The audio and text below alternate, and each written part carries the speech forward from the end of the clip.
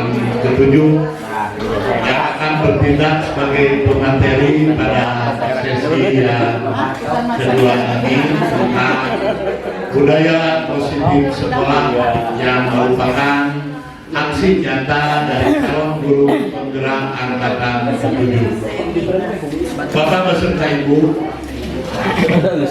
baiklah, untuk mempersingkat waktu mungkin dikarenakan Bapak Ibu sudah pada kenal dan juga saya juga tidak mendapatkan CV dari para pemateri ini, jadi tidak perlu saya bacakan CV-nya. Nah, oleh karena itu untuk materi yang pertama kami persilahkan kepada Bapak Guru hebat, yaitu Bapak Irwan Saifullah SPD, kami persilahkan.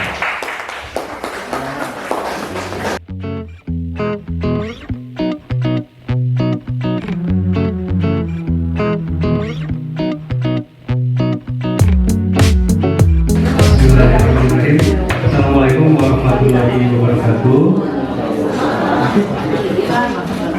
Pertama-tama kami ucapkan terima kasih kepada Bapak MC, yaitu Bapak Asesda dan MPD yang telah memberikan kesempatan kepada kami untuk memaparkan seri materi pada program Guru Penggerak. Pertama-tama kami sampaikan ucapan terima kasih kepada pihak sekolah yang kami hormati Bapak Kepala SMK Negeri 16 Garut yang dalam hal ini telah memberikan dorongan dan dukungan dalam berbagai hal kepada kami sehingga bisa terlaksananya kegiatan ini. Juga tak lupa kepada Bapak Ibu yang kami hormati, kami juga sangat menyampaikan terima kasih yang sebesar-besarnya atas kesediaan Bapak Ibu untuk berpartisipasi dalam kegiatan ini. Sebelum dimulai, izinkan kami untuk memohon maaf sebelumnya. Sebenarnya khususnya bagi saya, Bapak Ibu di hadapan saya adalah guru bagi saya, ya, guru-guru hebat bagi saya yang sebenarnya dalam hal pengalaman jelas, ya, dan juga ilmu pengetahuan itu jauh lebih tinggi daripada saya. Namun ini dalam kapasitas sebagai kewajiban kami, tugas dalam program calon guru penggerak. Oleh karena itu, mohon kiranya Bapak Ibu dapat mengizinkan kami, khususnya di angkatan 7 ini, ya, di sekolah yang angkatan kedua, untuk menyampaikan program diseminasi aksi nyata untuk modul 1.4, ya. Baik, Bapak Ibu, sudah cukup istirahatnya? Baik, Bapak Ibu, boleh saya sapa dulu ya.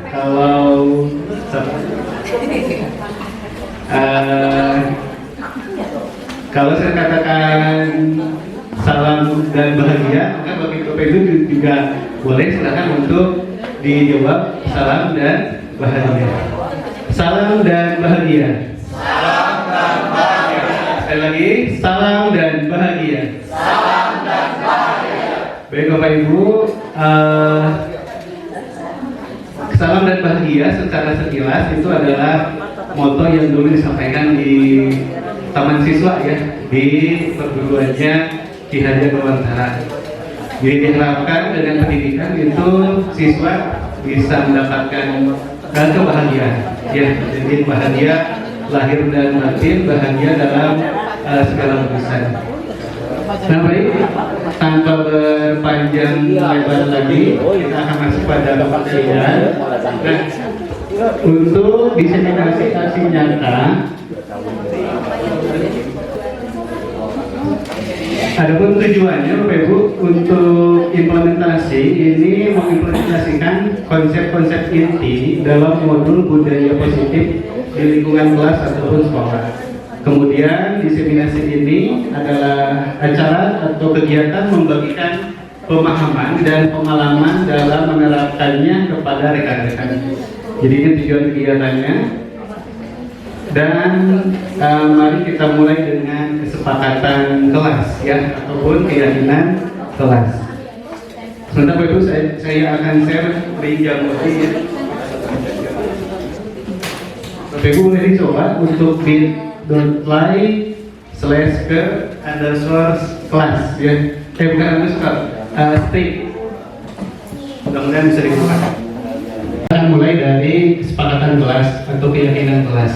Bapak Ibu boleh menyampaikan harapan yang ingin diraih atau ingin dicapai pada pertemuan kita. Jadi pada acara diseminasi ini, harapan Bapak Ibu silakan. Mau pakai nama boleh, mau tidak pakai nama juga tidak masalah ya.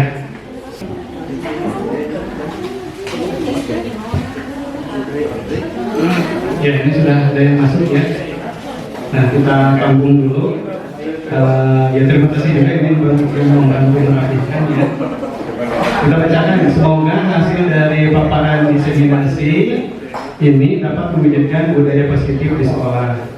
Kemudian yang kedua, memahami dan bisa mengimplementasikan budaya positif di kelas bimbingan ya.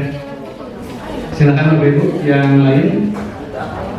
Bapak Ibu ada yang mau menyampaikan langsung juga boleh, silakan ya. Yang menggambar mangga silakan.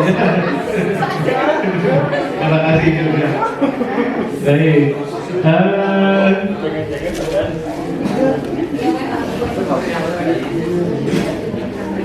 Ya, ada yang mau boleh nanti diketikkan di sini.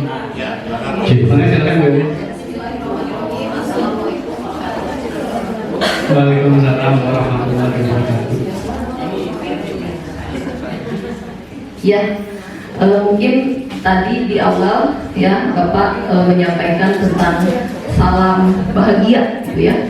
Nah, otomatis saya ingin punya bekal bagaimana supaya bisa lebih bahagia lagi gitu untuk membawa anak-anak dalam proses kegiatan pembelajaran. Jadi mudah-mudahan dari kegiatan ini bisa lebih memberikan sebuah inspirasi atau hal yang lain supaya anak-anak bisa lebih bahagia. Terima kasih. Assalamualaikum warahmatullahi wabarakatuh.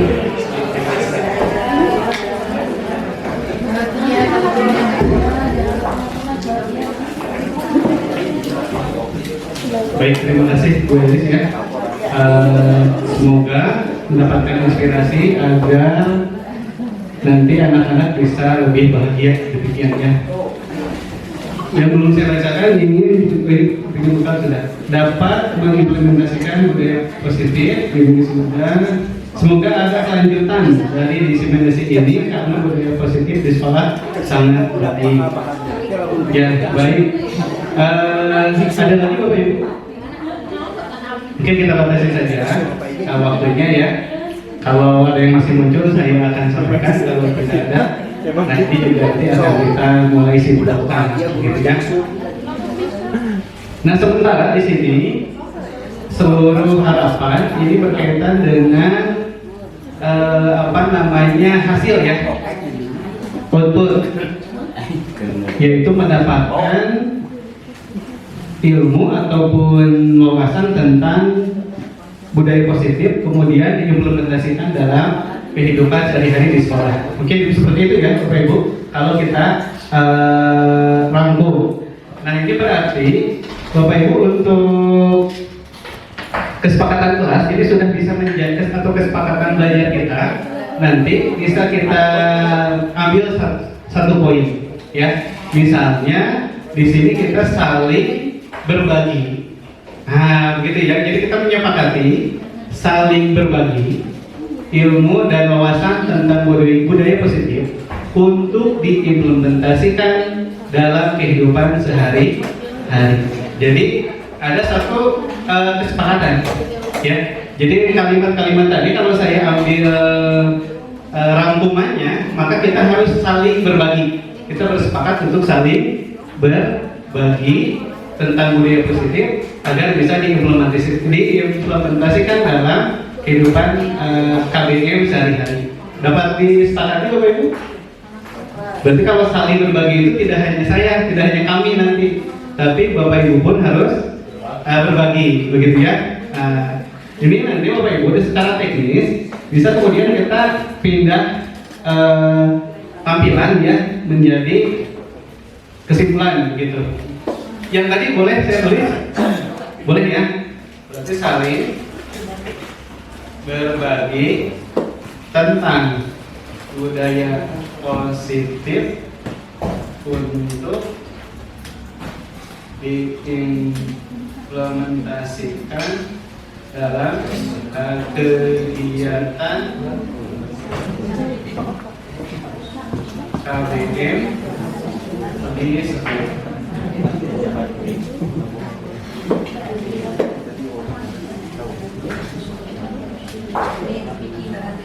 Nah, kalau saya simpulkan baru satu Bapak Ibu, ya. Jadi ini adalah kesepakatan disampaikan. Nah, kalau kita mau urai, memang nanti bisa banyak. Tapi ini sebenarnya saya, ya, karena saling berbagi bagaimana teknik atau prosedur dalam merumuskan keyakinan kelas di kelas kita. Jadi pada praktiknya yang saya pahami adalah tidak muncul dari kita Bapak Ibu. Jadi tidak muncul dari kita sebagai guru. Jadi bukan guru yang ingin ya, tetapi keduanya bersepakat. Bahkan sebenarnya awalnya adalah ditanyakan dulu kepada siswa. Nah mungkin gambarannya seperti ini. Ya, dapat dirangkum menjadi keyakinan atau kesepakatan kelas. Karena pada saat kalau harapan kan masih outputnya Ibu ya, Bapak. Kalau sudah kesepakatan berarti itu jadi kesepakatan yang harus dilakukan. Baik, izin Bapak Ibu yang jawabannya sudah bisa selesai. Nah terkait dengan apakah keyakinan atau kesepakatan, sebenarnya ini pilihan saja Bapak Ibu. Kalau keyakinan, kami landasannya adalah sebenarnya keyakinan di sini adalah apa yang menjadi kesungguhan diyakini manfaatnya. Contoh, mengapa kita memiliki peraturan tentang penggunaan helm pada saat menggunakan sepeda motor? Karena kita yakin tentang keselamatan. Mengapa kita memiliki peraturan tentang menggunakan masker? Pasti jawabannya adalah tentang kesehatan. Jadi keyakinan di sini adalah satu cara pandang terhadap manfaat nilai-nilai universal yang diperoleh. Nah di sini nilai universalnya adalah keselamatan dan kesehatan. Jadi nanti kita bisa menanyakan hal-hal apa saja yang kemudian yang diharapkan oleh siswa. Pasti tentang misal kebersihan kelas, kenyamanan kelas, keindahan kelas, begitu ya. Kalau dalam tataran kelas. Nah ini nanti Bapak Ibu. Keyakinan inilah atau nilai-nilai keselamatan dan kesehatan tersebut diyakini sebagai suatu keyakinan. Keyakinan di sini adalah cara pandang karena kesungguhan ada satu yang diyakini dia bermanfaat untuk dirinya, gitu ya. Itu salah satu sudut pandangnya. Nah dalam contoh yang ada, Bapak Ibu nanti dalam keyakinan kelas itu bisa berkembang. Contoh misalnya pada keyakinan kelas 1 ya ini sifatnya setiap anggota kelas perlu belajar. Kan ini juga satu bisa dikatakan kesepakatan ya, tapi sangat rinci. Kemudian kalau contoh yang keyakinan kelas yang kelima, ini satu tidak menyebut subjek ya, tidak menyebut setiap anggota atau siswa. Di sini lebih kepada nilainya, selalu bersikap positif, senantiasa menjadi diri yang terbaik dan sampai senantiasa membantu. Nah sebenarnya ini semua bisa kita rangkum ke dalam kata kunci di keyakinan kelas yang ke-7 ini yang jadinya. Contoh misalnya hormat, bekerja dan diterima dan dimiliki. Nah ini yang merangkum seluruh usulan dari keyakinan yang pertama dan keyakinan yang ke-5. Ini lompat ke berikut contohnya ya. Ini lompat. Contoh pada hormat, kami meyakini bahwa sangat penting untuk menghormati semua orang dan barang milik orang lain. Jadi itu ya keyakinannya. Kemudian kami meyakini bahwa sangat penting untuk mengerjakan segala pekerjaan atau mengikuti kegiatan yang telah ditugaskan. Kemudian juga kami meyakini bahwa sangat penting untuk merasa diterima pada suatu kelompok dan saling peduli satu dengan yang lain. Jadi kalimatnya itu tidak kalimat peraturan. Tidak, tapi kalimat yang demikian pada contoh keyakinan kelas yang ke-7 begitu. Sebagai pembuka dari saya tentang keyakinan kelas, mudah-mudahan bisa bermanfaat. Terima kasih, dan saya kembalikan kepada Bapak MC untuk materi dari saya cukupkan. Terima kasih. Assalamualaikum warahmatullahi wabarakatuh. Terima kasih Pak Irwan yang telah memberikan, mohon maaf Bapak Ibu kalau misal ada hal yang perlu Bapak Ibu sampaikan, ya mungkin di sini di dalam pemberian atau penyampaian materi alangkah baiknya kalau komunikasinya secara dua arah saja, langsung pada saat itu seperti tadi Ibu Elis. Ya, Bapak beserta Ibu yang saya hormati, baiklah untuk pemateri yang kedua di sini akan disampaikan oleh Bapak Lugi Akbar Nur Hidayat SPD NPD, kami persilakan.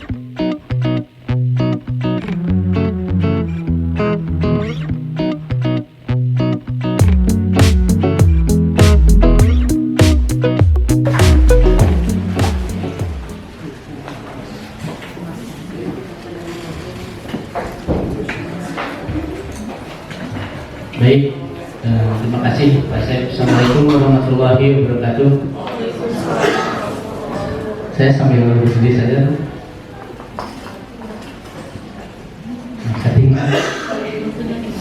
Baik, berikutnya saya akan coba untuk membahas tentang perubahan paradigma belajar dan disiplin positif. Nah, ini ada sebuah permainan, nanti juga ada beberapa permainan, tapi ini lebih ke makna dari perubahan paradigma belajar. Coba Ibu dan Bapak keluarkan kertas lembar atau yang untuk cari kertas, tuliskan benda atau sesuatu yang sangat berharga untuk Ibu Bapak. Ya. Benda. Ya, benda atau sesuatu yang sangat berharga, angan-angan dan sebagainya, tuliskan. Ya, tuliskan. Terus digenggam, simpan digenggam. Ya. Dengan segala daya dituliskan terus digenggam. Ya. Rahasia. Ya. Tempat kedua. Nah. So, udah. Nah, coba. Nah, ini ada teman sama teman sebangkunya. Silahkan aja, misalkan Bu Elis yang A yang bikin tulisan, misalkan Bu Jawat yang nanti segala upaya supaya Bu Elis itu membuka si kepala tangannya. Nah, atau terserah, atau sebalikannya. Silakan digenggam sebuah tenaga. Tugas yang teman satu lagi yang si B itu membuka rek kumaha carana, rek dengan halus atau dengan kekerasan, silakan. Ya, mau seperti apa silakan. Saya kasih waktu 2 menit.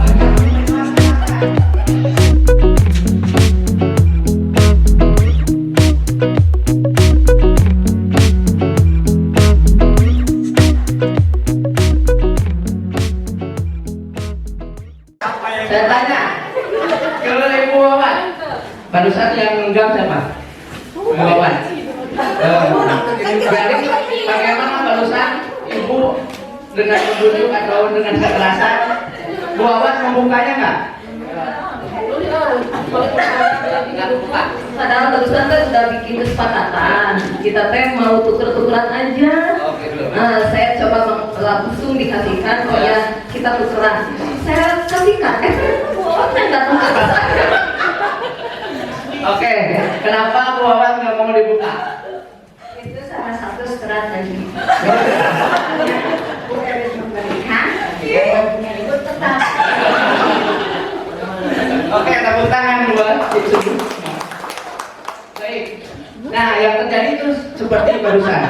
Nah, coba saya lagi tanya lagi, bagaimana Pak Kadar dengan Mas Syukur? Saya bersikukuh Pak Budi memegang ini, dan Pak Syukur walaupun pinjam alat Pak Syukur, saya tetap pegang teguh terhadap komitmen ini, tetap dipegang. Kalau kurang gaji Gur, Baik, ya. Oke. gaji Gur. Buka dibuka.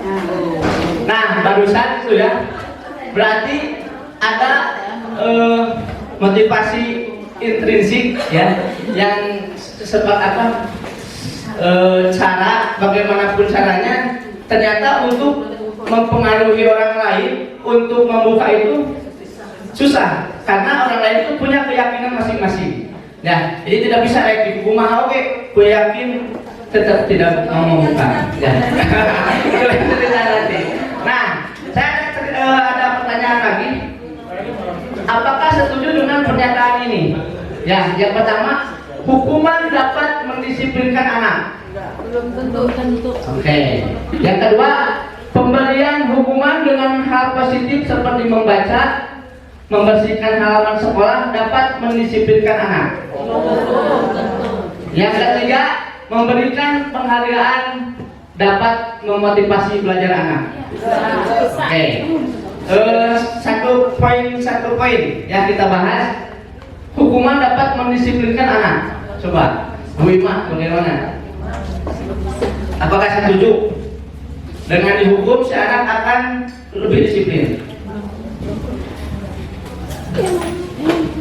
Dengan pernyataan hukuman dapat mendisiplinkan anak, mungkin untuk beberapa orang anak bisa diberlakukan, tapi tidak semua anak bisa disiplin dengan cara yang sama. Tergantung dari tingkat bagaimana anak melakukan kesalahan, atau mungkin dia melakukan apa, sejauh mana tingkatannya, sehingga hukumannya pun nanti bisa berbeda. Gitu ya, tergantung dari tingkatan pelanggarannya. Kasih tepuk tangan untuk yang lain. Poin yang lain. Poin yang kedua, pemberian hukuman dengan hal positif seperti membaca, membersihkan halaman sekolah dapat mendisiplinkan anak. Ada yang lain? Ibu, ya. Ya, bismillahirrahmanirrahim. Kalau menurut saya, kita sebagai guru mungkin tergantung bagaimana cara kita memberikan hukuman tersebut kepada anak. Apakah dengan bahasa yang halus, bahasa yang lembut, tujuannya kan untuk merubah karakter anak menjadi lebih disiplin. Mungkin ya, di sini guru harus memberikan terlebih dahulu alasannya, kemudian memberikan penjelasan maksud dan tujuannya, mengapa memberikan hukuman tersebut, dan hal yang efek sampingnya yang lebih positif yang bisa dirasakan oleh anak itu untuk apa. Terima kasih. Iya, terima kasih. Tepuk tangan buat Mitro. Lagi dari bapak-bapak. Yang poin terakhir, memberikan penghargaan dapat memotivasi belajar anak. Anak, ibu bapak, bapak-bapak. Ibu Bapak-bapak. Ada yang mau berpendapat? Ya, Pak. Memberikan penghargaan dapat memotivasi belajar anak. Mungkin kalau di persentase hampir 80% bisa memotivasi anak. Tetapi dari ketiga unsur yang Pak Budi utarakan di sini, itu sebetulnya tujuannya adalah untuk mendisiplinkan anak. Walaupun mungkin bersifat hukuman yang sangat keras sekalipun, itu adalah merupakan tujuan daripada ingin mendisiplinkan anak. Tetapi di sini tadi apa yang disampaikan oleh Bu Iso benar, bahwa treatment kita, cara penyampaian kita terhadap anak mungkin ya. Jadi jangan sampai kita menyinggung perasaan anak ketika kita memberikan hukuman itu. Karena saya yakin kalau tidak ada hukuman di Indonesia ini bebas mungkin ya. Sambo saja bisa bebas begitu saja kalau tidak ada hukuman. Betul nggak? Nah mungkin terhadap anak pun sama. Seperti halnya kita mendidik terhadap anak kita sendiri. Bila perlu, agama pun menganjurkan. Ketika anak tidak menurut 1 kali 2 kali boleh dicambuk kakinya kan gitu. Berarti kan agama pun menganjurkan seperti itu. Nah mungkin salah satunya dari ketiga aspek atau contoh yang ada di depan ini, ketiga-tiganya juga sama, tujuannya adalah untuk mendisiplinkan anak. Tetapi mungkin kalau di persentase yang ketiga ini yang lebih baik, itu mungkin lebih. Siap, terima kasih. Baik. Nah, ini ada hukuman dan penghargaan. Ya, yang namanya hukuman itu bersifat tidak terencana, ya, atau tiba-tiba. Ini konteksnya di sekolah, ya. Murid tidak tahu apa yang akan terjadi dan tidak dilibatkan atau satu arah. Hukuman kumaha guru, guru itu gitu. Dapat berupa hukuman fisik maupun psikis. Itu yang namanya hukuman. Nah, di sini ada juga disiplin. Disiplin dalam bentuk konsekuensi bersifat sudah terencana atau tadi ada kesepakatan atau disepakati bersama, guru senantiasa memonitor murid. Ada lagi reward atau penghargaan. Penghargaan adalah suatu benda atau peristiwa yang diinginkan. Ya, seperti tadi yang poin nomor 3 itu ada hadiah, ya, pemberian hadiah sehingga bisa memotivasi anak yang kata Pak Kadar itu 80% efektif. Diinginkan yang dibuat dengan persyaratan efektif jika diberikan untuk jangka pendek. Nah, ya itu ini kata dari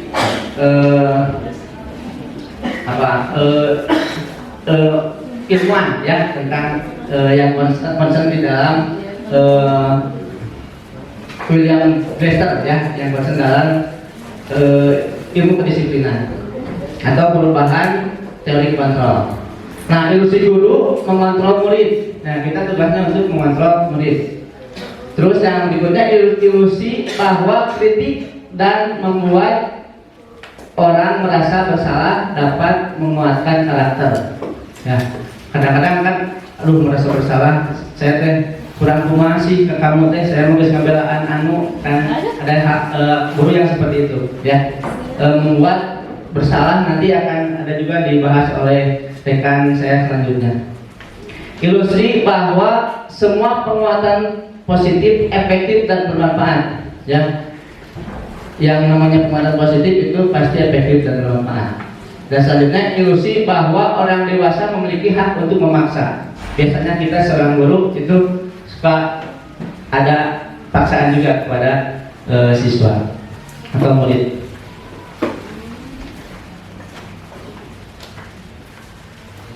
Nah, lalu apa itu disiplin positif? Silahkan. Disiplin itu apa? Disiplin.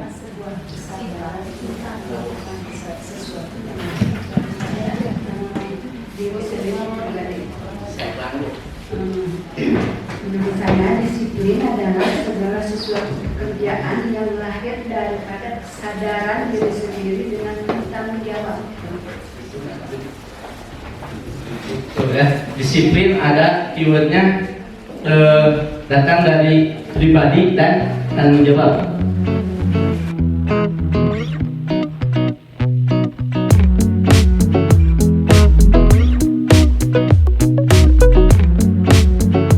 Berikutnya yaitu insya Allah akan disampaikan oleh Bapak Asep Irawan SST.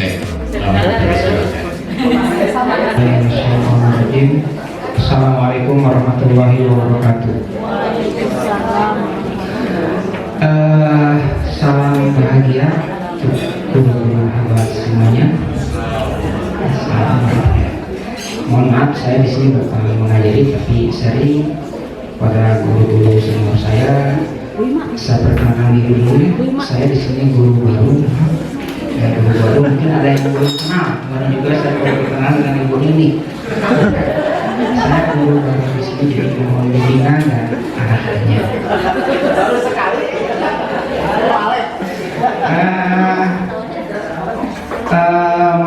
Saya ke bagian untuk membacakan presentasi atau menyampaikan presentasi itu motivasi perilaku manusia. Tapi sebelumnya kita breaking dulu ya. Kayaknya sudah Bapak Ibu guru hebat, tolong sekarang coba kita ambil kertas atau tisu yang ada di sekitar Bapak Ibu. Iya, ini ada di Ada?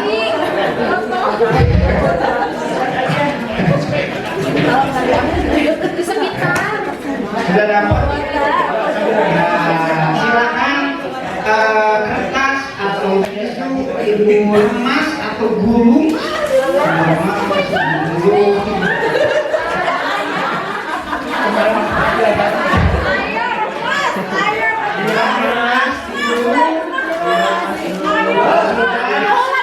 Silakan dikenakan ke temennya.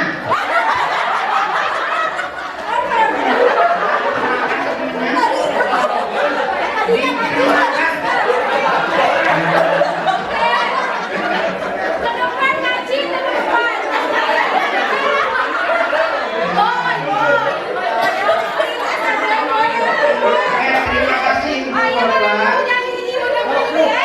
Jadi ternyata ada yang melemparkan, ada yang mengasihkan dengan baik, ada yang menyelamatkan.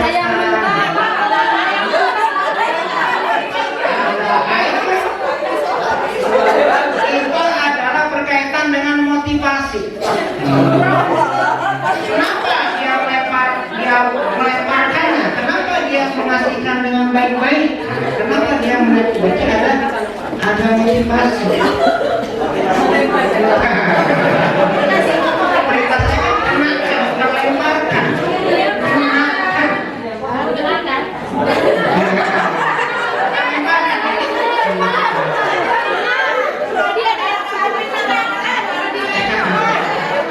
Baik Bapak Ibu semuanya,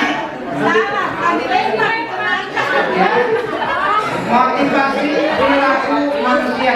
Kemudian saya membacakan untuk sharing, membacakan karena saya juga mungkin nanti bisa tambahkan apa yang saya sampaikan tidak bisa dipahami karena kita berbagi.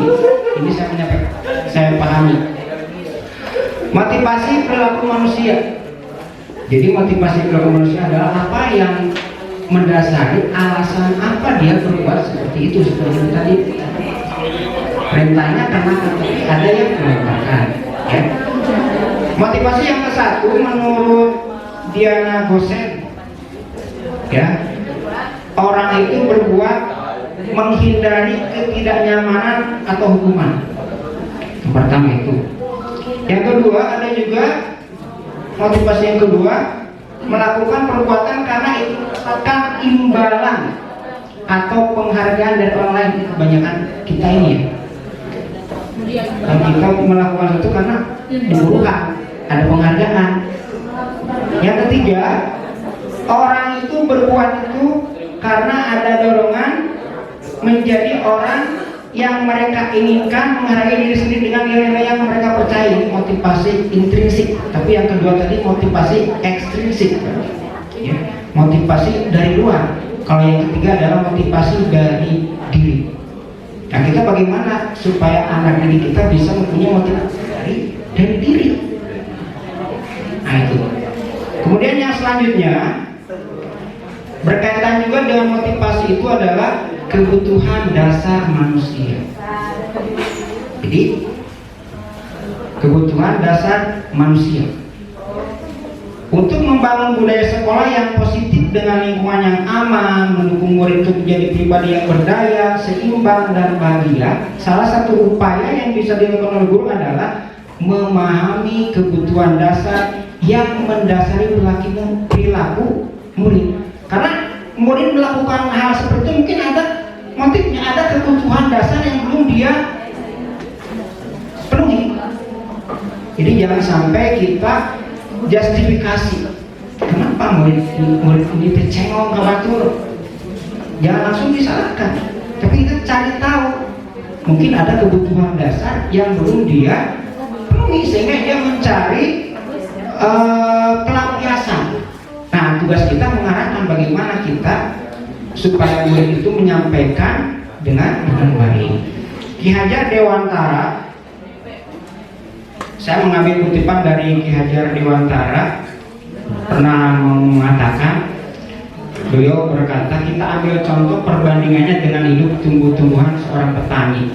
Dalam hakikatnya sama kewajiban dengan seorang pendidik, kita sama seperti petani, kata Ki Hajar Dewantara.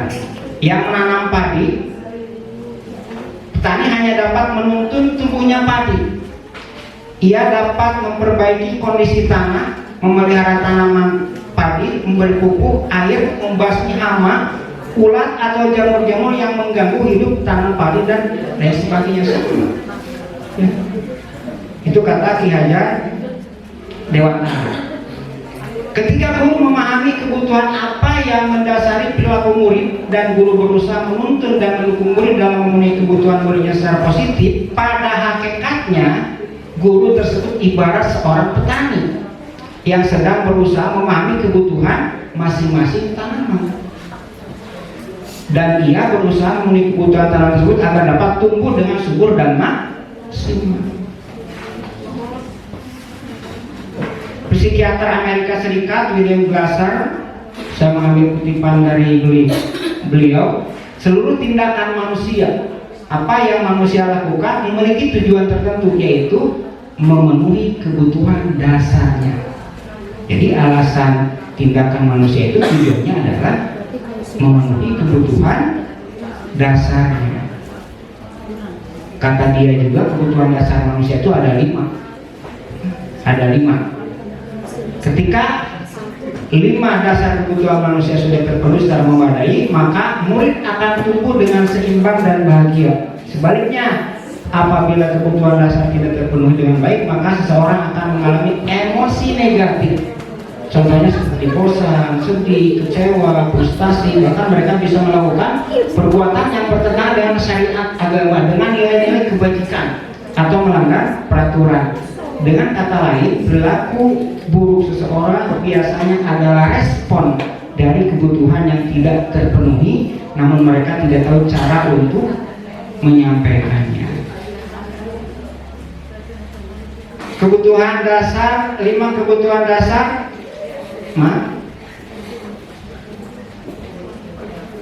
Apa 5 kebutuhan dasar manusia yang harus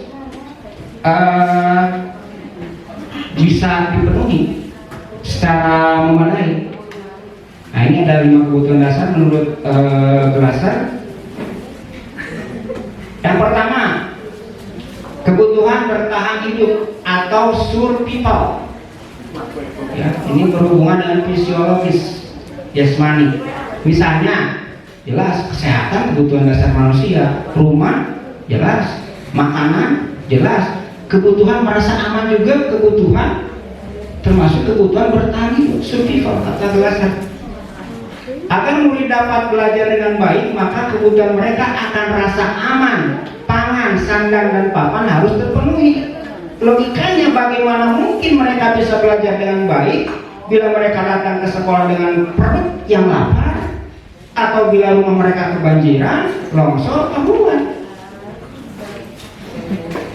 Kemudian kebutuhan dasar yang kedua menurut Glasser adalah merasa diterima. Kebutuhan dasar setiap manusia itu merasa diterima atau love and belonging. Kita juga ingin merasa diterima, merasa dicintai, merasa dibutuhkan.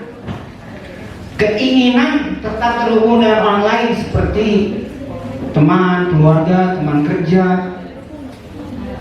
kelompok, di mana kita tergabung. Setiap murid ingin menjadi bagian yang berharga dari kelasnya. Setiap murid ingin menjadi bagian yang berharga dari sekolahnya. Mereka juga ingin diterima oleh orang lain. Dan kelompoknya bahkan murid yang paling ceek pun, nulempeng sekalipun, jauh di dasar hatinya from the bottom of the love, ya betul bahasa Inggris, dari lubuk hati yang paling dalam,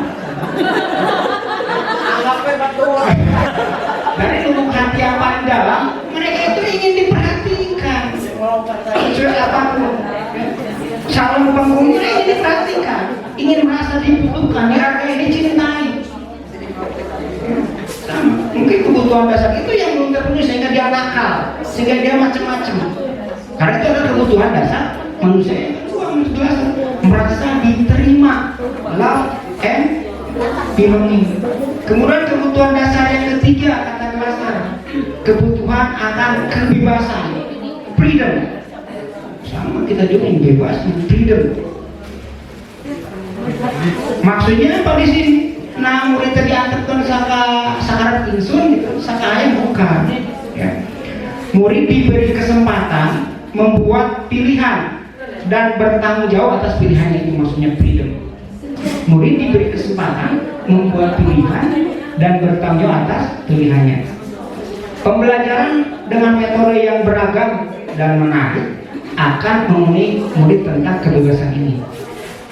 Seperti pembelajaran berdiferensiasi, di mana murid menyediakan beberapa jenis tugas yang bisa dipilih oleh murid sesuai minat mereka, sehingga mereka menjadi mandiri dan memiliki motivasi intrinsik, motivasi internal. Kemudian kebutuhan dasar manusia yang keempat adalah kebutuhan kesenangan atau happy atau fun. Semua orang juga butuh kesenangan, ya. Kebutuhan dasar. Kemarin ini kan piknik. Kebutuhan itu ya, piknik. Kebutuhan dasar kesenangan. Jangan sepelekan kebutuhan murid untuk merasa senang. Mereka juga punya senang, ingin happy, merasa senang di kelas, terutama jadi di kelasnya mereka itu harus senang, happy gitu. Beban. Guru jangan ragu-ragu untuk memasukkan kegiatan yang menyenangkan ke masa membuat anak senang gitu kan. Sisipkan gitu. Daripada ayo belajar pengertian gitu kan. Supaya senang, kalau udah senang insya Allah. Belajar dulu ngerti. Senang. Itu jadi jangan menyepelekan. Murid-murid dengan kebutuhan dasar kesenangan yang tinggi, ya, ingin menikmati apa yang mereka lakukan. Mereka akan konsentrasi tinggi saat mengerjakan hal-hal yang disenangi. Pasti bakal misalnya si A teh resep membal, hari guru ngobrolkeun basket. Kalau misalnya kita menyampaikan hal yang berhubungan dengan konsep cetak, pembinaan itu pasti berhasil. Pakai nyambung. Nah, jadi itu ya. Jadi jangan menyepelekan tentang anak merasa senang di kelas. Menurut Glasser. Kemudian kebutuhan dasar yang terakhir menurut Glasser adalah penguasaan atau power. Kebutuhan dasar maksudnya pengen punya penguasaan atau power. Setiap murid memiliki kebutuhan untuk merasa kompeten, menjadi terampil, diakui pencapaian dan keterampilannya didengarkan, bisa membuat dampak dan pengaruh dan memiliki rasa harga diri. Mereka sebaiknya diberi kesempatan untuk membuat keputusan tentang hal-hal yang penting dalam hidupnya dan tidak merasa dikontrol oleh sistem sekolah. Pada murid yang sudah menginjak usia remaja dewasa seperti di kita ini, seringkali mereka merasa tidak memegang kendali atas kehidupannya sendiri karena guru kerap kali mempengaruhi mereka dalam mengambil keputusan. Ya, sekali lagi diberi tepuk tangan untuk Pak Asep dan kawan-kawan. Tadi banyak mengutip tentang dari ilmuwan Glasser dan Ki Hajar Dewan. Mudah-mudahan Gebetan kita ini merupakan blazer atau ki-hajar di zaman now gitu kan ya. Terima kasih selamat. Nah untuk yang terakhir mungkin entah jadi apa, tidak mungkin jadi ki-hajar atau jadi blazer, entah Bu Justina jadi apa yang baru. Maka Bu Justina silakan.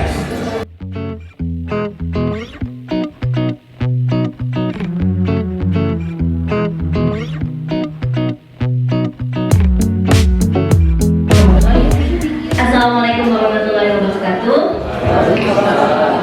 Saya kalau mau duduk malah grogi Pak, izin berdiri ya Pak ya. Mau dekat dengan kita? Iya Pak. Baik. Ya. Tadi Bapak Ibu kan setiap pemateri selalu diselingi dengan permainan ya, karena memang salah satu filosofinya KHD adalah menyisipkan games atau membuat senang peserta didik. Jangan ragu, kalau kata Pak Asep Iwa ini, jangan ragu membuat anak itu senang ketika di kelas. Nah ini kita juga lagi posisi siang ya, yang tadi gak kebagian makan pasti kesel gitu ya. Jadi selalu kita upayakan untuk menghadirkan kesenangan dengan bermain. Tadi sudah bermain dengan Pak Bugi, dengan Pak Irwan, dengan Pak Asep. Nah kali ini bolehlah main sama saya, tapi saya sukanya mainnya sama HP. Jadi mohon di next dulu Pak. Silakan Bapak Ibu, kita buka dulu di browsernya joinmyquiz.com.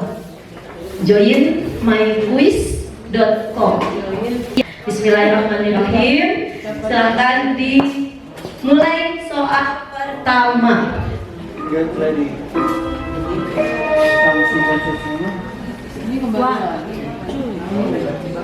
Mencatat 100 kali di dalam buku kalimat. Saya tidak akan terlambat. Itu termasuk sanksi atau hukuman. Malu juga Sudah? Benar atau salah jawaban Ibu? Oke. Iya.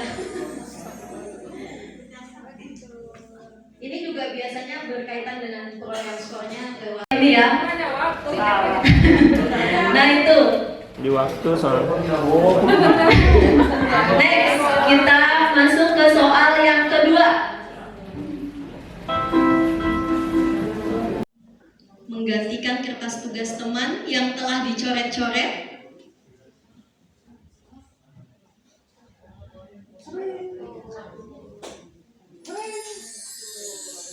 Iya. Times out. Gimana hasilnya Bapak Ibu? Sekarang sudah tahu bedanya sanksi, hukuman dengan konsekuensi. Ternyata beberapa hal yang kita lakukan masih kita salah menempatkannya gitu kan ya. Nah, itu salah satu games yang bisa dihadirkan di kelas kuisis ya.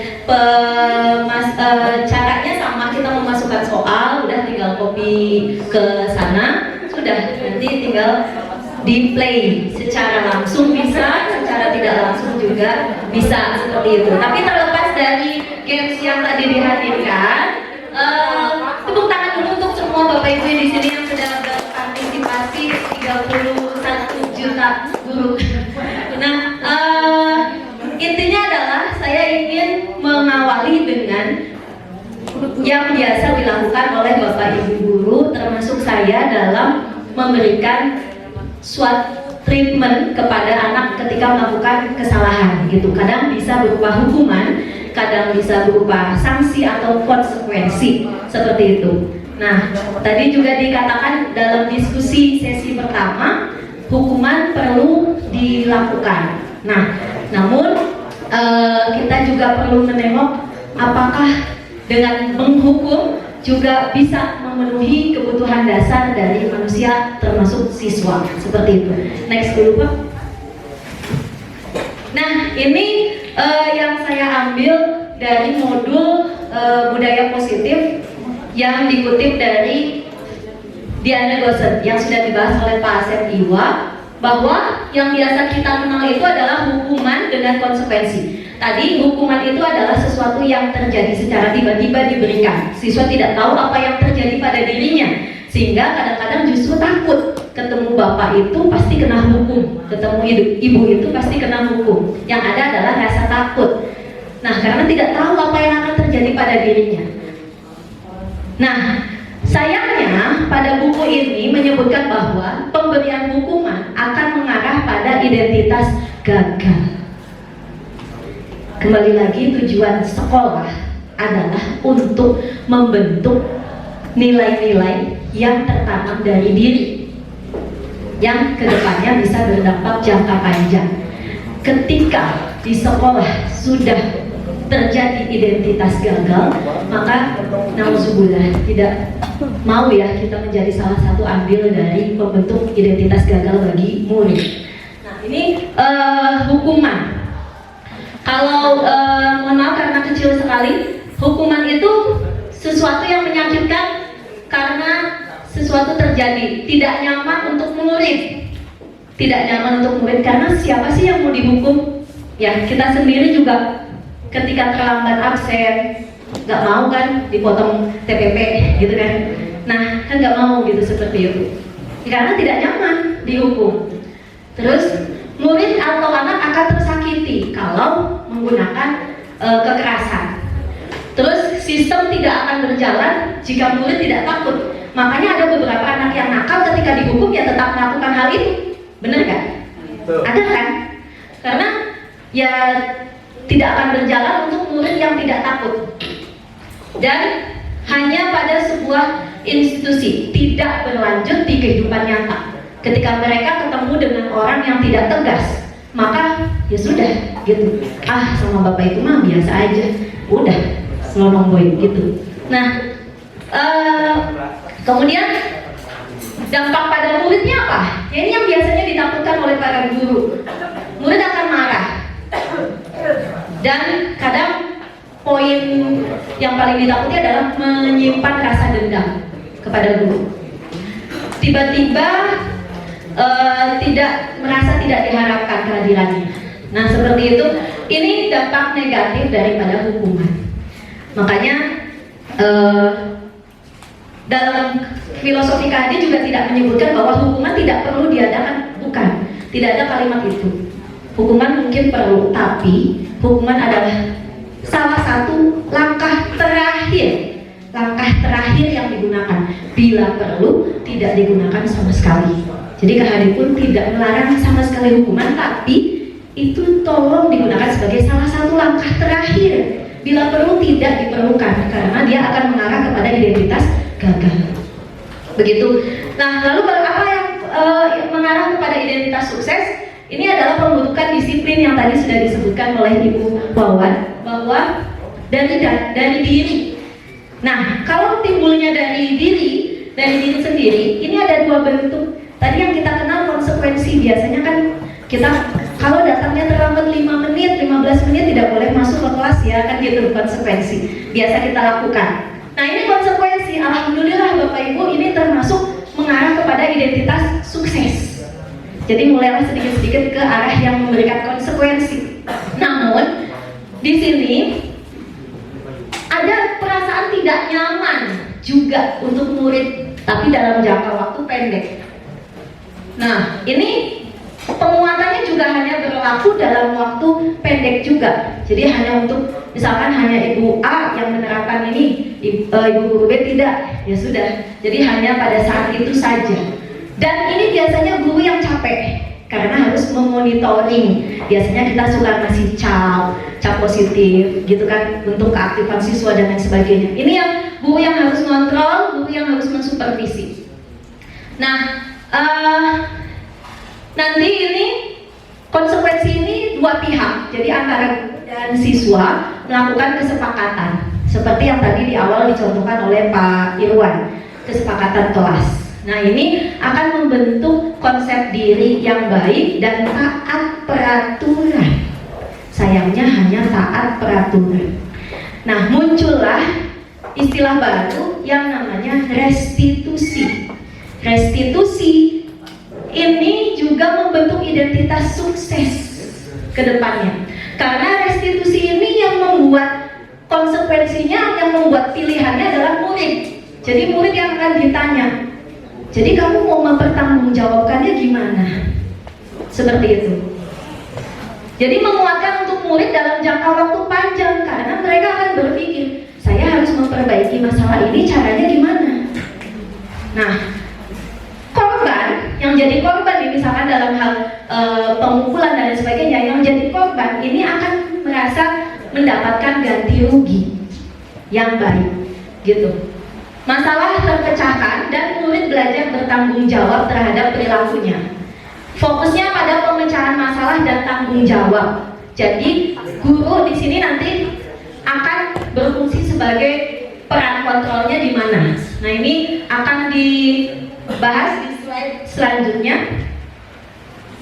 Jadi sudah mulai beralih dari hukuman, sedikit-sedikit kita tinggalkan ke konsekuensi, kalau bisa kita tuju ke restitusi. Ini juga hal yang baru bagi saya, karena ternyata posisi kontrol guru itu ada 5.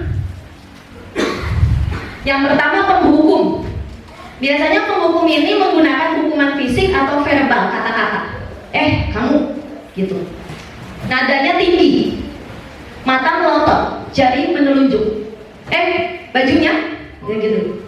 Seperti itu penghukum biasanya. Pembuat merasa bersalah, tipe yang kedua. Pembuat merasa bersalah biasanya nada suaranya lembut, memelas, kadang memasak mimik yang sedih, gitu, lesu, gitu. Kamu tidak kasihan sama ibu dimarahin terus loh sama kepala sekolah gara-gara kamu, gitu kan? Itu adalah tipe yang pembuat merasa bersalah. Nadanya halus, gitu. Yang ketiga, teman. Sebagai teman, nada suaranya ramah, akrab, bercanda, gitu. Kamu mah gini lagi. Nah, biasanya itu sebagai teman. Senyum jenaka dan biasanya disisipi dengan lelucon. Itu sebagai teman. Yang keempat, pemantau. Nah, ini biasanya yang menerapkan konsekuensi, posisinya adalah sebagai pemantau, menggunakan sanksi atau konsekuensi, stiker, cap, dan sebagainya. Termasuk saya sendiri. Dan yang kelima, ini yang saya baru tahu, ternyata guru juga bisa menjadi manajer. Dulu saya cita-citanya pengen banget jadi manajer, bukan guru, gitu kan? Karena kayaknya enak gitu jadi manajer, gitu ya. Ternyata guru juga sebenarnya punya posisi kontrol sebagai manajer. Apa sih manajer itu? Manajer itu membersamai murid, bersama murid menganalisis kebutuhan dirinya dan kebutuhan orang lain. Jadi apa sih nilai-nilai yang kamu anggap penting? Penting juga nggak buat orang lain? Jadi membersamai, mengembalikan tanggung jawab pada murid untuk mencari jalan keluar permasalahannya. Jadi kamu gimana kira-kira solusinya? Dengan bimbingan guru. Jadi gurunya hadir di sana, tidak dilepas. Nah, kalau ditanyakan pada hati nurani, kira-kira Bapak Ibu sudah ada di posisi yang mana? Ada yang mau mengungkapkan curahan hatinya? Ada yang mau mengungkapkan? Bapak Ibu barangkali boleh Bapak. Terima kasih Romis. Dari kelima posisi kontrol guru, mungkin saya lebih cenderung ke teman selama ini, gitu ya. Karena ketika ada anak yang sering tidak ikut pembelajaran saya, hanya saya dekati dulu. Saya bawa ngobrol, saya tanya kenapa alasannya. Pertama mungkin alasannya banyak, Bu. Ada yang tidak memiliki seragam, olahraga. Saya juga boleh kamu pakai seragam kaos apa saja, walaupun tidak sama dengan seragam. Tapi kadang saya suka malu. Oke, apa? Akhirnya yang kedua saya tanya lagi kenapa. Ternyata akhirnya dia mau terus terang, walaupun itu adalah rahasia pribadi dia. Saya boleh dibilang berpengaruh mungkin salah satu. Itu adalah trik saya ketika saya memotivasi kembali ketika ada siswa yang sering tidak masuk di pembelajaran. Malah ada satu orang sampai sekarang belum pernah ketemu, Bu. Belum pernah ketemu dengan saya satu orang. dari satu kelas itu selama satu semester. Oke lah, mungkin tidak disebutkan namanya, tapi ketika dia butuh nilai saya, karena saya pun bingung memberikan nilai apa gitu ya. Dari kehadiran saja alfa semua gitu dari awal. Apakah hanya pelajaran saya saja atau memang hanya di hari pas pelajaran olahraga? Makanya saya pun bingung mau mendekatinya karena dengan anak itu belum pernah ketemu sampai sekarang. Malah oleh Bapak Wali kelasnya sudah dianjurkan mau ketemu, janjinya mau ketemu dengan saya. Saya tunggu dari pagi sampai siang di sini juga tidak berani datang. Entah takut entah gimana. Tapi insya Allah suatu saat mudah-mudahan di semester 2 ini saya pun akan menghampiri dia, ya kita mungkin bicara dari apa sih alasannya gitu. Terus juga mungkin ke manajer juga, artinya mengarahkan anak bagaimana caranya supaya dia kembali mau belajar, karena olahraga ini salah satu mata pelajaran yang cukup menyenangkan saya kira, karena hampir 80% kita praktek di lapangan. Karena tidak ada anak yang tidak suka sepertinya dengan mata pelajaran olahraga, walaupun di awal kontrak belajar bisa selalu bertanya apa yang paling sukai ya. Menyukai sesuatu bukan berarti bisa. Akhirnya kita arahkan, dan alhamdulillah anak-anak yang diajar ya punya prestasi. Itu mungkin Bu. Terima kasih Pak Kadar atas berbaginya. Tadi memposisikan diri sebagai teman ya Bapak ya. Bahkan menurut saya Bapak sudah masuk ke ranah manajer. Karena langkah-langkah yang tadi Bapak tempuh dari awal pendekatan ke siswa tidak langsung itu manajer. Kalau teman, posisi teman ini biasanya ciri khasnya begini. Ketika ada siswa datang terlambat, cengengesan, kan gitu ya, tidak merasa bersalah. Terus sama kita nih, kamu lagi. Udahlah sana. Untung sama ibu ketemunya. Nah itu posisi teman. Jadi tidak merasa bersalah karena ya udah kita masih sama teman gitu, biarin aja. Nah itu yang bahayanya. Dia akan segan ke kita, tapi tidak segan ke guru yang lain.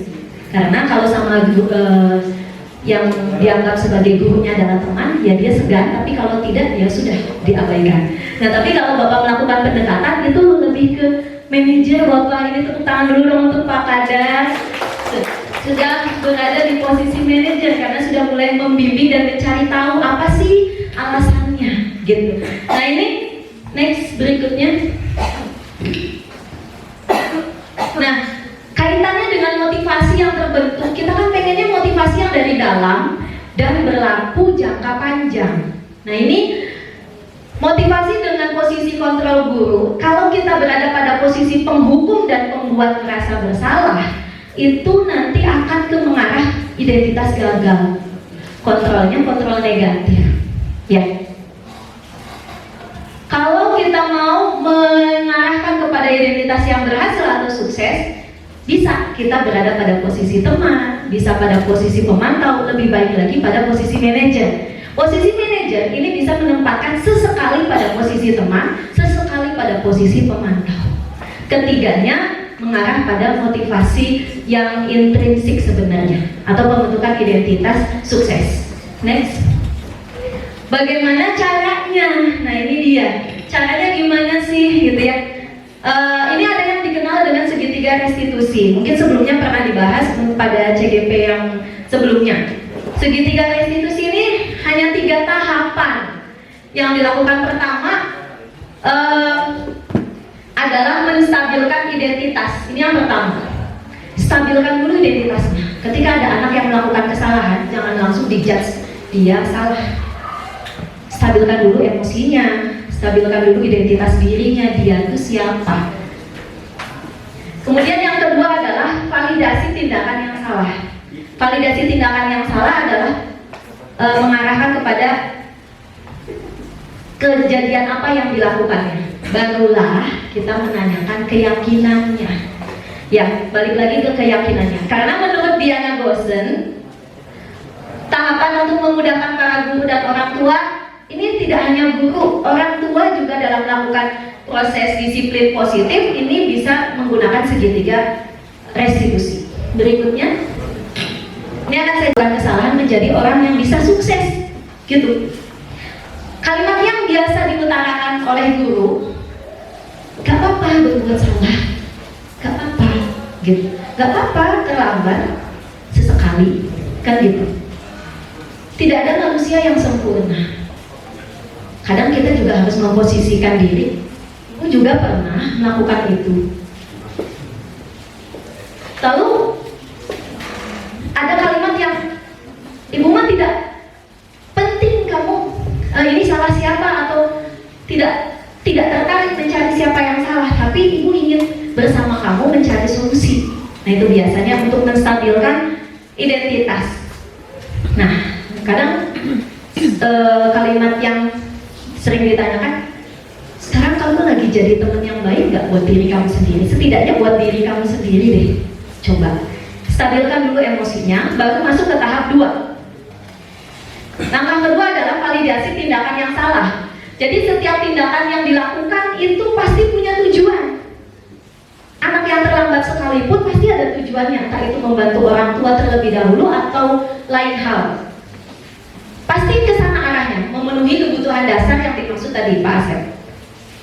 Kalau kita sebagai guru bisa memahaminya, kita akan bisa menemukan cara yang paling efektif untuk memenuhi kebutuhan tersebut. Jadi gimana cara tahu kebutuhan dasarnya? Tadi didekati dengan kalimat-kalimatnya biasanya. Padahal kamu bisa melakukan kesalahan yang lebih buruk dari ini, tapi kamu tidak melakukannya. Hebat kan itu? Itu juga harus diapresiasi, gitu. Kamu pasti punya alasan mengapa melakukan itu. Nah pasti nanti siswa akan mulai terbuka. Ketika gurunya sudah mendukung dia, kamu pasti punya alasan lah ini kenapa bisa terjadi. Nah siswa pun akan terbuka.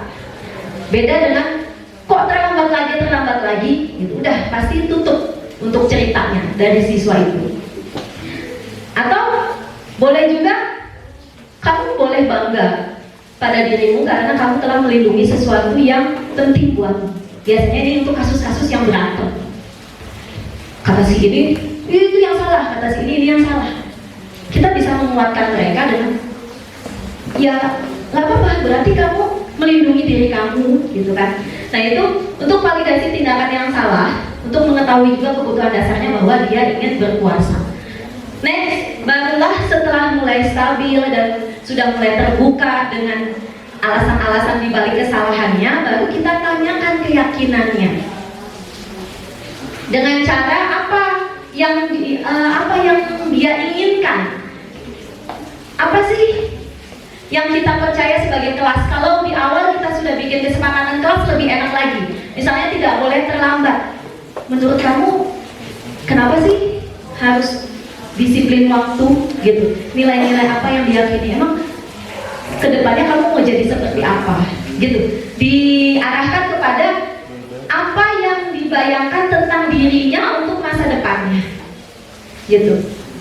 Nah ini salah satu kalimat saja, masih banyak kalimat lain yang bisa digunakan dari segitiga restitusi. Berikutnya, nah kalau ini hanyalah video praktik segitiga restitusi. Jadi dalam modul itu diminta untuk membuat skenario gimana sih kita mentreatment suatu anak yang melakukan kesalahan.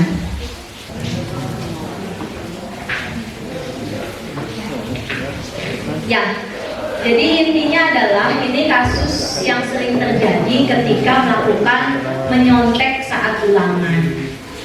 Nah, menyontek saat ulangan ini tidak langsung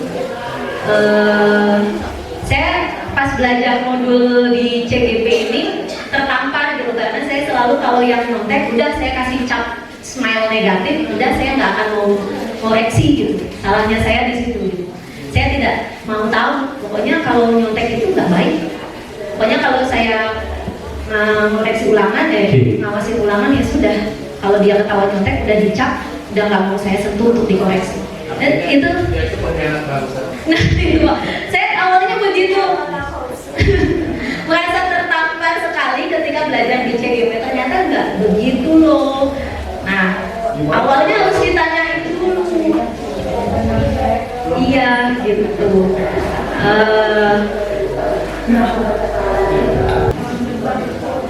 Nggak bisa ya? Nah, ya. Jadi intinya awalnya adalah saya tanyakan dulu.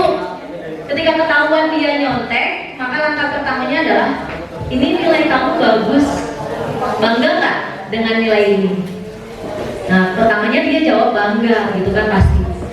Coba benar nggak? Bangga, gitu.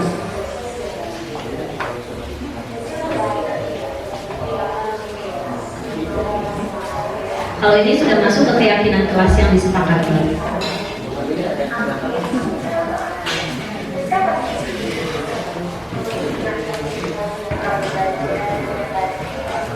Kalau kita sudah punya kesepakatan kelas, maka kita ingatkan anak tersebut, kamu saat ini kamu saat ini tidak memenuhi nilai yang mana, kesepakatan yang mana. Baru nanti diarahkan. Kira-kira gimana supaya tidak terjadi lagi seperti itu? Tidak ada sama sekali hubungan, tapi yang ada adalah tekad untuk tidak melakukan itu. Kita lihat saja Bapak Ibu, kita lihat saja apakah benar anak itu tidak akan melakukan hal itu atau tidak. Seperti itu. Satu lagi tadi kan titipannya, guru itu harus positif thinking terhadap anaknya.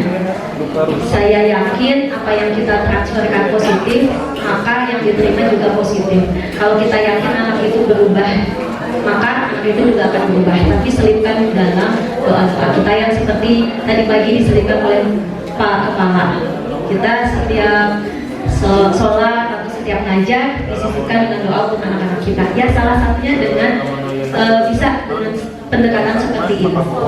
Itu aja Pak. Ini tutup aja. Ya, baik, terima kasih. Cukup sekian pemaparan dari saya. Nanti ada oleh-oleh mungkin ya Pak, ada refleksi diseminasi yang harus diisi oleh Bapak Ibu guru di alamat ini bit.ly/budaya positif refleksi. Nanti bisa kapan-kapan itu mah. Jadi Google Form biasa merefleksikan diri acara diseminasi hari ini. Mohon maaf atas segala kekurangannya, saya bukan yang terbaik di sini, tapi sama-sama berbagi, sama-sama belajar. Tolong diingatkan gitu Bapak Ibu, karena ternyata belajar di CGB itu banyak tamparannya gitu. Yang tadinya merasa hukuman itu perlu, kok jadi nggak boleh. Yang tadinya penghargaan, bahkan pada saat laksar saya mendapatkan penghargaan terbaik, itu karena laporan laksarnya itu berkaitan dengan penghargaan meningkatkan motivasi belajar siswa. Ternyata di CGP salah besar. Penghargaan itu akan efektif jika dilakukan hanya dalam jangka waktu pendek. Boleh Bapak Ibu melakukan penghargaan, boleh Bapak Ibu melakukan memberikan penghargaan, tapi hanya sesekali, tidak untuk selamanya. Karena dampaknya hanya pada saat itu. Kalau penghargaan tadi dibahas oleh Pak Bugi, hukuman versus penghargaan, ternyata ada loh siswa yang dihukum oleh penghargaan, dan ternyata benar. Ada celotehan siswa yang bilang, Bu saya mah nggak dapat sertifikatnya, buat itu aja. Nah, hari ini saya tertamparnya, dan maka dari itu saya berdiri di sini pun bukan karena yang ahli, bukan, tapi ini adalah pengalaman saya salah besar gitu. Ternyata dari seorang manajer yang bisa mengarahkan anak didik kita menuju identitas sukses. Terima kasih. Wabillahi taufiq wal hidayah. Assalamualaikum warahmatullahi wabarakatuh.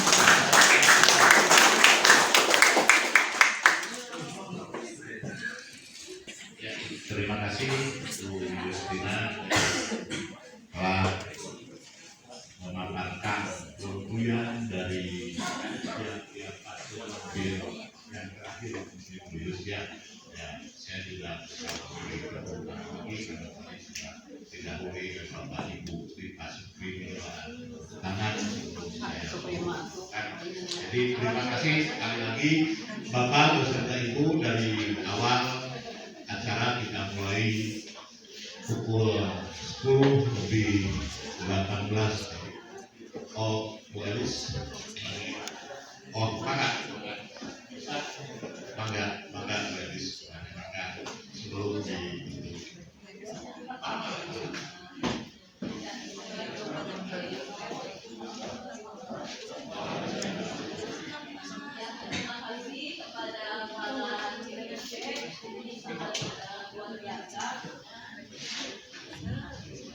banyak sekali gitu ya inspirasi, membuka wawasan gitu ya berkaitan dengan bagaimana membudayakan positif kepada anak.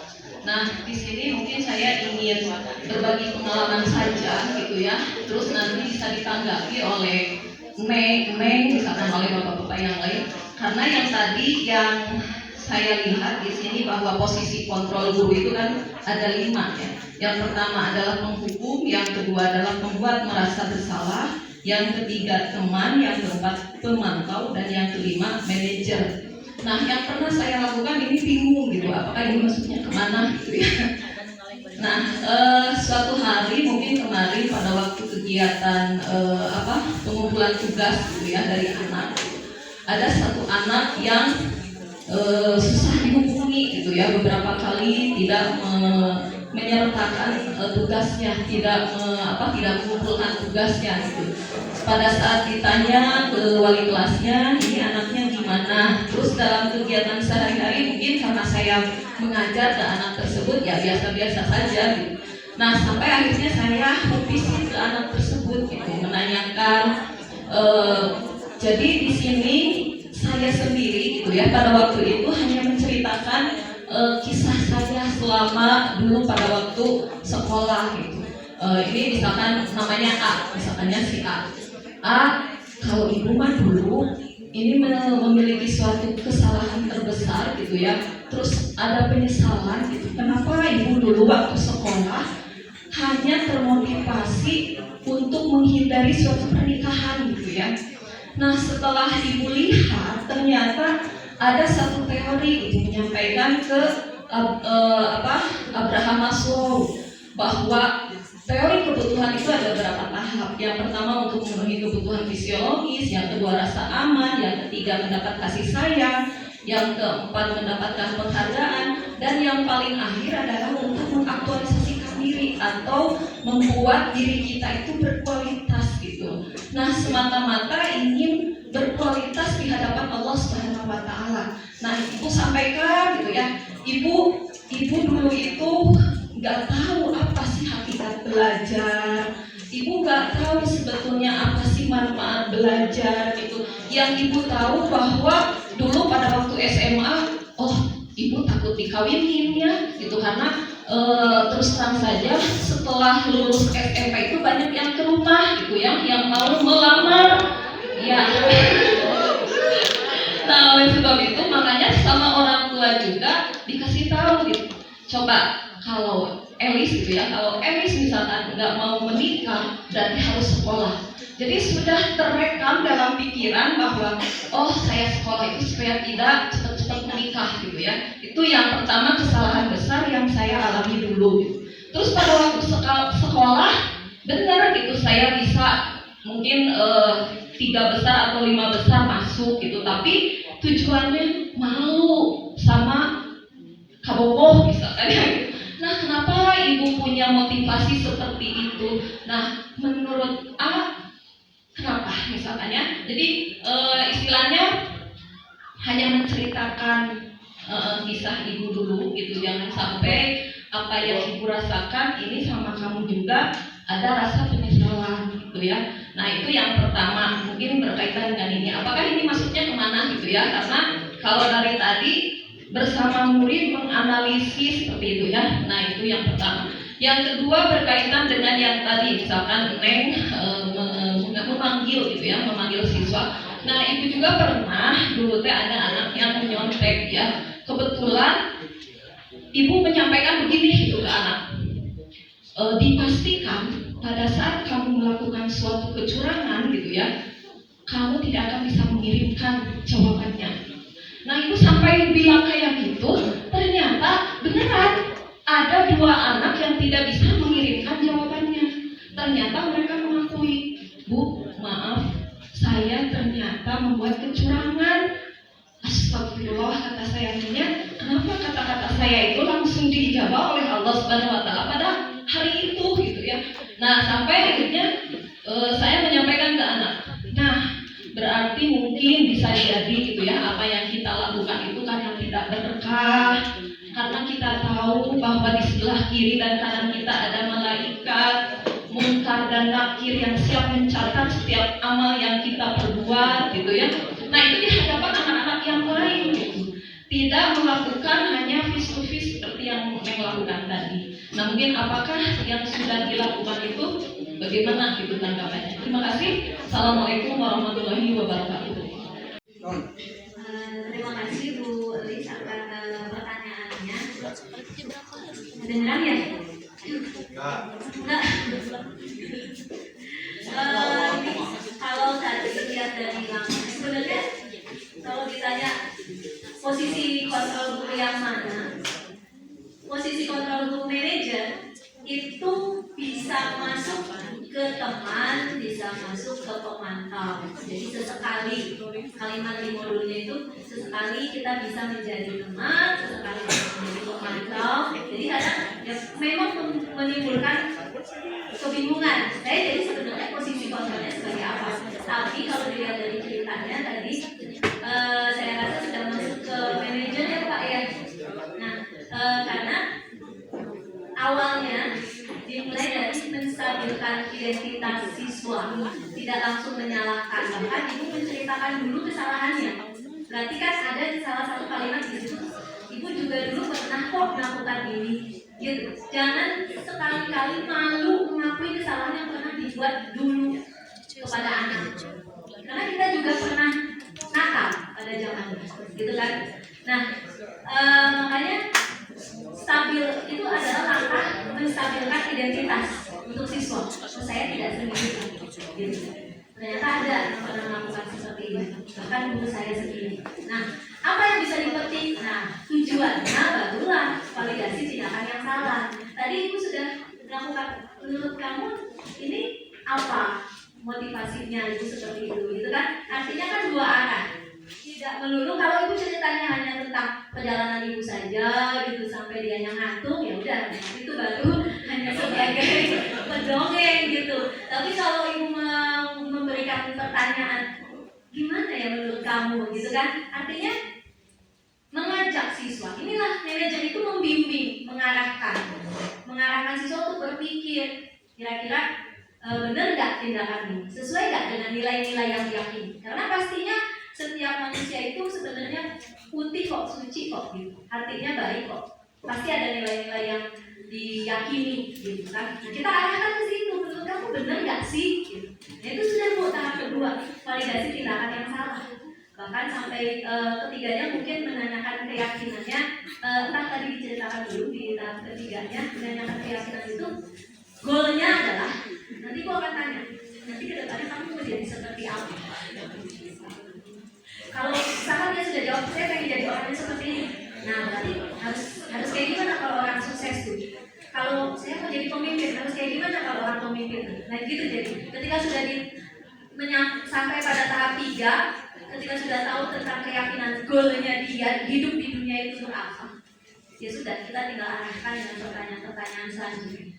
Jadi menggali, pokoknya guru tuh gali terus ke anak supaya mereka sendiri yang menemukan jawaban. Nah itu akan berdampak jangka panjang. Oh, dia saya begini bilangnya. Itu Ibu. Mungkin untuk yang pertanyaan pertama sudah terjawab Ibu ya. Kalau yang kedua itu tentang apa tadi? Restitusi. Oh iya, nah itu Bu. Mungkin untuk yang kedua, jangan langsung di depan kelas menegur. Bisa nanti misalkan udah mau keluar kelas nih, ikutin dulu.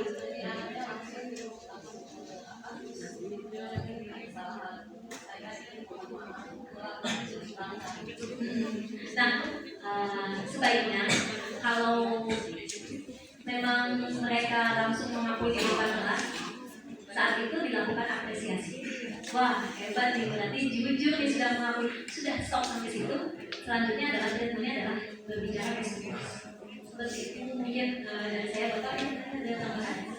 Ya, Bapak beserta Ibu, alhamdulillah pemberian acara dari awal sampai akhir jam 15.25 sekarang telah